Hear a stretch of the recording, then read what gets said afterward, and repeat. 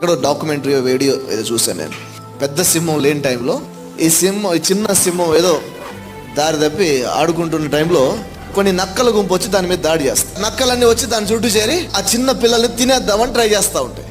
అక్కడ విచిత్రమైన విషయం, నాకు షాకింగ్ ఏంటంటే ఆ చిన్న పిల్ల కూడా అంటుంది.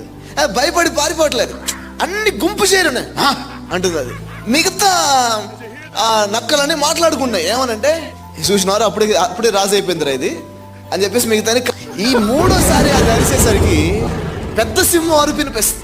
ఒకసారి షాక్ అయిపోయినాయి. వెనక్కి తిరిగి చూస్తే అసలు సింహం, పెద్ద సింహం వస్తుంది. రావడంతోనే ఈ నక్కలన్నిటి నోటితోనే కరిసి అవతల పడేసినాయి. అది ఆ పిల్లల పక్షాన వచ్చి నిలబడింది. నేను చెప్తున్నాను, నువ్వు ప్రార్థనలో తండ్రి అంటూ ప్రార్థన చేస్తూ నీ జీవితంలో చేరిన నక్కలన్నింటినీ నేను నాశనం చేయడానికి ప్రయత్నం చేస్తున్న నక్కలన్నిటి మీద నువ్వు గర్జన చేస్తుండే చిన్న పిల్లలాగా యూదా గోత్ర